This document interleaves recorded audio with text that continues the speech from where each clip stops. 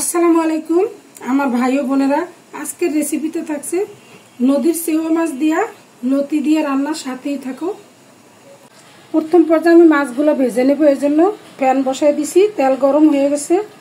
লবণ হলুদ দিয়ে মাখানো যে সেও মাছগুলো আমি এখন দিয়ে দেব। বিসমিল্লাহ।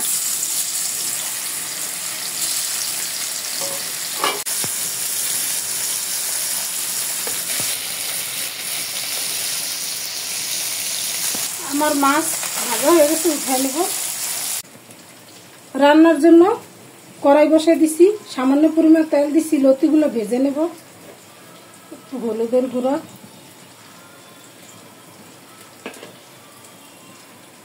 লতিগুলো ভেজে নেব।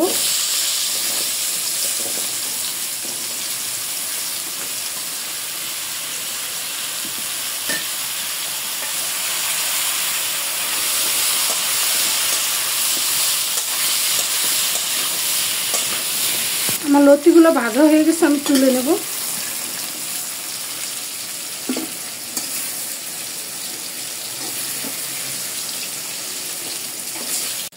এই তেলের ভিতরে সামান্য আরেকটু তেল দিয়ে দেব। তেজপাতা, কাঁচামরিচ হালকা একটু নরম করে নেব।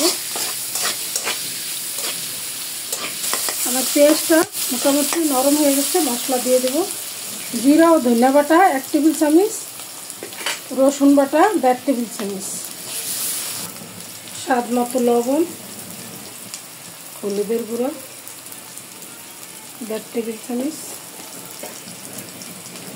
মরিচের গুঁড়ো 1 টেবিল চামচ। পানি দিয়ে দেবো মশলাটা কষানোর জন্য।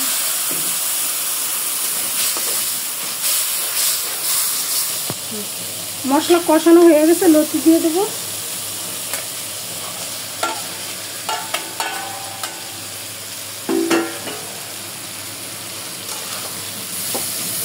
লতি যেহেতু ভাজা আর কষাইতে হবে না বেশি একটা, একটু লাড়াচাড়া করে মশলার সাথে ঝোল দিয়ে দেবো সিদ্ধ হওয়ার জন্য।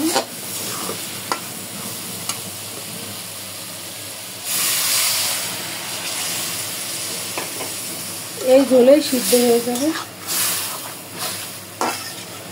আমার ঝোলটা ফুটে উঠলে মাছ দিয়ে দেব। মাছগুলো দিয়ে দেবো, ভেজে রাখা মাছ, একদম তাজা মাছ, নদীর বড় বড় সেও মাছ, একদম ভুনা ভুনা করে করবো। আমার লতিটা হয়ে গেছে রান্না। আমি একটু লেবু দিয়ে দেব। এই যে লেবু দিয়েছি, লেবুর রস।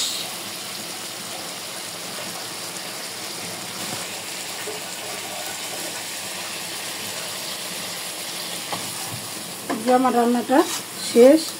আমার এই রান্নাটা যদি আপনাদের একটু ভালো লাগে, প্লিজ আমার চ্যানেলটি সাবস্ক্রাইব করবেন, একটা লাইক দিয়ে দেবেন এবং শেয়ার করে দিন।